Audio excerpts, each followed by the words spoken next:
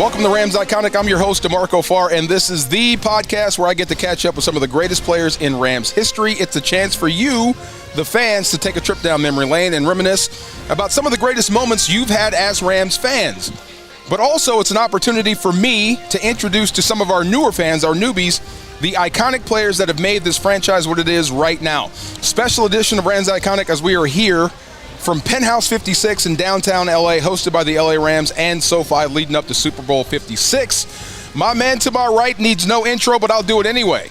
He was a Ram from 91 to 2000, fifth pick in the 1991 draft. I love that. Pro Bowl in 1999, Super Bowl champ, 37 career interceptions, 6 interceptions in 1999, 4 interceptions returned for touchdowns, correct? Correct. My man, Todd Lyght. What's going on, Todd? Not a whole lot. DeMarco, how are you, sir? I'm good, man. I'm good. Excellent. I'm good. I was telling them earlier about you had a rule in the DB room.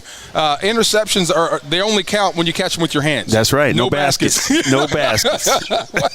Where did that come about, no baskets? Well, Is that only for DBs? Because I had a few baskets myself. No question. You know what I mean? A lot of people catch the ball with their body, but, you know, if you want to be an elite ball catcher, you have to catch the ball with your hands. It's called hand-eye coordination, right? Not eye-body coordination. So that was our big thing. Like, we always wanted to make sure that, you know, we were doing our best to create turnovers, create short fields for the offense, you know, give our team the best chance to win. You know, obviously, if you win the turnover ratio, most of the time you're going to win the game. And so we took a lot of pride in that. And, you know, Keith Lyle, who had 12 interceptions one season, didn't make the Pro Bowl, you know, had a phenomenal career. And we also had other guys, Dre Bly, who else was in the back? Dexter McLeon. Yeah, you know, Billy Jenkins. Yes, sir. You know what I mean? So we all took pride in catching the ball and making sure that, you know, we were sure with our hands. You know, you were always one of my favorite players. I don't know if you knew this. One, because you were a dynamite player. Number two, you always look great in the uniform. Oh, thank you. I always said if I look like close to Todd, I'm good in this uniform. Right. You know what? That's funny that you say that because Tom Brady told me something similar to that. He was like, "Oh yeah, Todd Lyght, 41, you with the white long sleeves," and I was like, "You remember that?" He was like, "Man, that's a sweet look." I was like, perfect spat. Yeah, exactly. I appreciated that. You know what I mean? Listen, like Deion said, you look good, you feel good, you play good, and that was true. And so, you know, obviously, you know, this weekend's going to be a big game for the Rams, and I'm so glad that we're wearing the white jerseys with the yellow pant. Blue helmet, you know, that iconic look is going to look good when we win that Super Bowl on Sunday. You know, I was talking to Aeneas Williams, and he was telling a story, or he was shocked about Cooper Kupp. Right. Like, he, as a cornerback, a Hall of Fame quarterback, still can't figure out why Cooper Kupp still gets open. You know what's interesting? Yeah. The very first time I came out and watched the Rams practice, I was watching practice with Eric Dickerson. And Cooper Kupp was wearing 18 at the time, and I was like noticing flashing in practice. I'm like, man, who's 18? He was like, that's Cooper Kupp. And I was like, is he nice? And Eric looked at me, he was like, he's super nice. And from then on, I just always just assumed that Cooper was going to be a superstar because, you know, of Eric's blessing that one day. But, you know, just to watch him mature, his route running, his ability to get open, and he rarely drops the ball. Right. You know what I mean? So the quarterback has huge confidence in making sure that he gets the ball.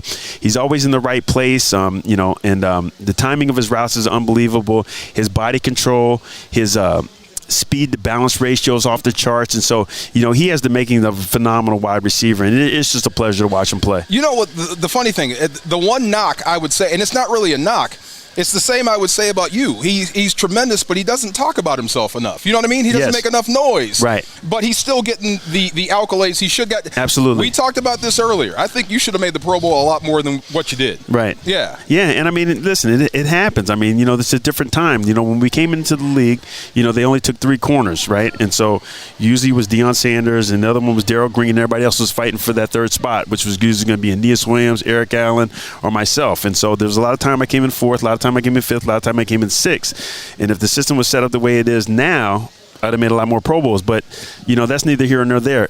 What I do know, or if you would have acted a fool a few times, you know what I mean? Right. But for me, it was always about the team, right? Yeah. And it was always about, you know, what do my coaches think about me as a teammate, and what do my teammates think about me as a teammate? And that's all that ever mattered to me when I was playing. It was always about the team. It was always about the organization. It was always about trying to win and never trying to bring personal attention to myself. That's why I love that room in '99, man. Yes. Our defensive room. It was all about us. No doubt. Not just me or we or what. It was about the team. How can we win this football game today? Yeah, and it's interesting, too, because, you know, we struggled a lot, you know, getting to that point where we were Super Bowl champions. But, you know, because we weren't very good, we were able to accumulate a lot of really, really good players. And I think our front office did a phenomenal job of piecing that team together with those core pieces. And then finally, you know, when we got the jewel of the crown, Marshall came in through free agency. I mean, sky was the limit, obviously. And then we took off like a rocket. And it's interesting now, too, because the way that this team is built, completely Similar. different. You know what I mean? But I'm talking about in terms of not through the draft. Oh, not through the draft. Yeah, Okay, go ahead. You know what I mean? Different that way. You know what I mean? Obviously, you know, they've accumulated a lot of great draft picks, but they also done a great job in free agency and bringing veterans in to come in and assimilate really quickly. And that's when you have to give a lot of credit to Coach McVay and be able to bring in guys like Von Miller, bringing guys like OBJ in and assimilate them to the team so quickly and have that success right away. How hard is that to recruit a guy to L.A.?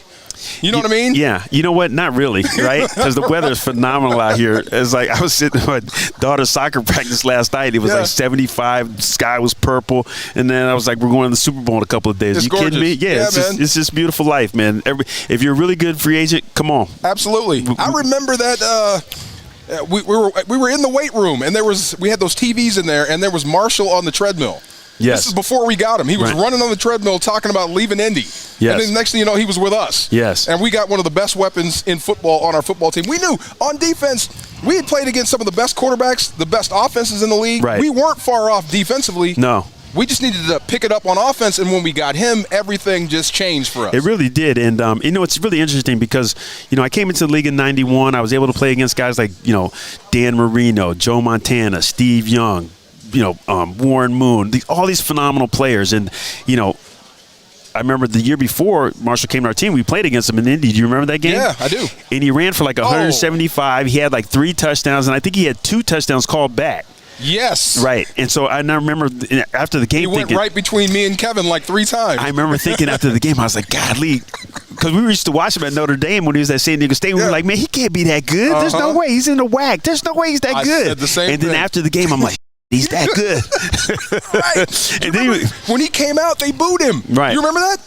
Yeah, something had happened. They booed him, and then at the end of the game, he was like, he got a standing O. He torched us. Yeah, they didn't know what they were doing. Anyways, but I just remember him being the first day in the building. I just walked over to him. I gave him a big hug. I was like, welcome to the team. I was so excited to play with him. And, you know, Marshall and I are close friends. We play golf together. I go down to San Diego. He comes up to Orange County. We hang out all the time. And, you know, just a phenomenal teammate. You know, just a great man representing this organization, you know, first class. That's what he said. I wish I would have kept up with playing golf. We all started playing golf like in 99, 98. Right. I wish I would have kept up with it. I can't play. I hate golf right now. You know what? I'm getting better. Yeah? And, yeah, I'm a lot better than when I started in St. Louis, because when I was starting in St. Louis, we were hitting like, you know, shooting like 100. Yeah. Now I can shoot in the low 80s, you know what I mean? But it is a process for sure. Speak for yourself.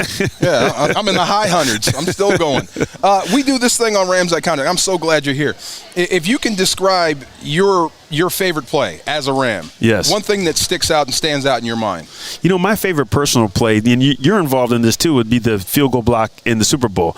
You know, it's interesting because, you know, during that whole season, Coach Gantz had Dre Bly line up on the left, and I would line up on the right. Frank Gantz, our special teams coach, and then we would blitz contain from the outside.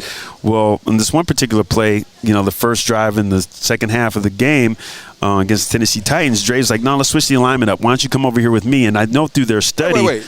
Wasn't Dre a rookie then? Dre was a rookie. He was a rookie and suggests to you in year what now? 9? 9, yeah. In year 9, hey, let's switch up. Switch the formation. But wow. you always got to sense the energy of your teammate and always be able to adjust on the fly. And we always talked about that, making those adjustments on the fly. And so I was like, yeah, let's do it. Let's go for it. I mean, we got nothing to lose. We're here to win the world championship. And so we switched our alignment up, which broke all the tendencies that the Tennessee Titans had seen all year. I hit the inside gap. Dre hits the outside gap. The guy thinks I'm going outside. I get a free run, make the block, you recover it. Yeah. And that set up the first touchdown. So that was really a 10-point swing, which was really huge for the game because we ended up winning by 7. Yeah. I'm glad I recovered it. I wish somebody else would have, because maybe we would have scooped and scored on that. But, yeah, man, I mean, we were pretty good on special teams. No question. How many field goals did you block in your lifetime? You know what? 1. That was the one? That was the one. I thought you had another one before. No, that was the only one. I blocked a punt.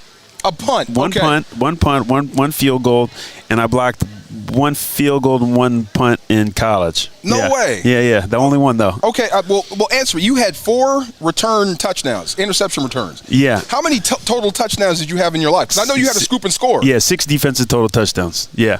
There was a couple fumbles, and I think there's one where somebody blocked the field goal. This is when I was in Detroit with the Lions, and Scoop and scored that. And I think I still have the record as the oldest guy to return a blocked field goal in the NFL. That's my NFL record. The oldest guy to return a blocked field goal for a touchdown. I think I was 35 at the time. I don't know if that record still stands. I'm going to win every trivia contest I have from now on. Absolutely. No, yeah, let's edit that part out. I need that one.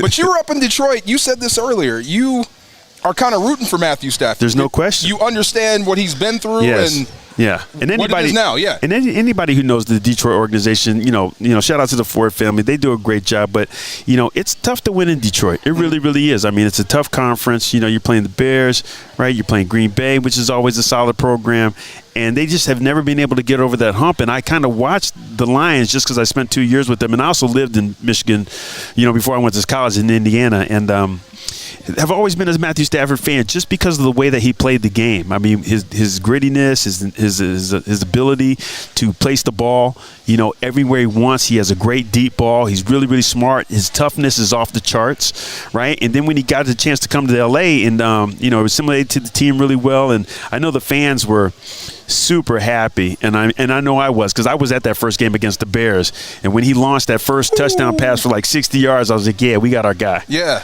Van Jefferson, 67 yards. Yes, exactly. That was his third play as a Ram. Yeah, and I was like, Stafford. exactly. And I was like, you know what? We got our guy.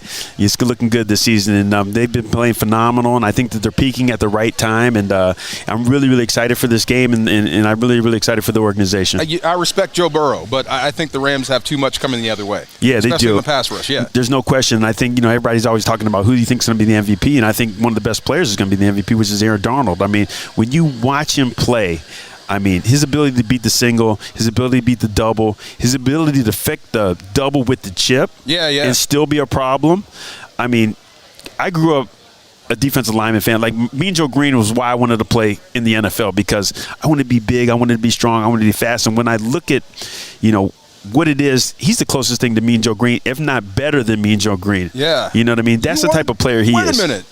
One of my favorite corners in life wanted to be a defensive tackle. You could have come on down there and take some of these reps. I know. I never got big enough. I wanted to be a corner. See? I wanted to be out there on the island. No Absolutely. Question. Yeah, man. Yeah. Are you a fan of watching Jalen Ramsey play? I got to ask you this. I'm a huge fan. I think Jalen is phenomenal. What about the other corners, though? We talk a lot about Jalen. Yes. He's going to have his hands full with Jamar Chase. What about the other corners, the guys to the other side? Right. They're going to have their hands full, because there are going to be times when, Raheem is going to have to call man-to-man coverage. He's going to close the middle of the field, and they're going to bring a 5-man pressure. Right. And they're going to have to win their one-on-ones. And I think that they can do it. I just think that, in order for us to be successful, especially on third down, it's going to be our technique and our ability to get to our technique faster than the opponent.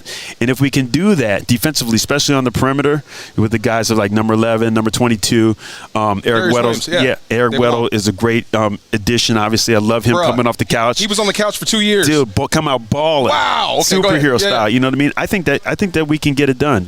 I really do. And they're not going to be able to stay away from Jalen the whole game. You know what I mean? They're going to have to test him and attack him at times, and he's just going to have to be on point and be ready. But I think that this defense is peaking at the right time, and I think that they're ready to make big plays to bring this organization another championship. See, you just went from Todd Lyght to Coach Lyght. See, that was Coach Lyght right there. See, you missed the game, man. You miss it. I do. I really, really do. But I'm a big fan. I always have been, always will be. And to have the organization back in L.A. and have all the fans excited about the program, it has been phenomenal. And I think that the culmination with winning the championship, because L.A. needs a winner, right? Whether it's the Dodgers, the Lakers, the Angels, you know what I mean, the Kings or whoever, because we got plenty of teams. But we need a champion, and I think that the Rams are suited to be the next champion. Coming soon to a theater near you, L.A. Rams world champions. No doubt. Todd Lyght, man, thank you for stopping by. Thank you, brother. This was special. I know I got one of those. Yes, you do. That's a Super Bowl ring. And I always wear it when I'm around my guys to show them the proper respect. See, that's my dude, Todd Lyght, man. All right, love you, bro. Thank you so much.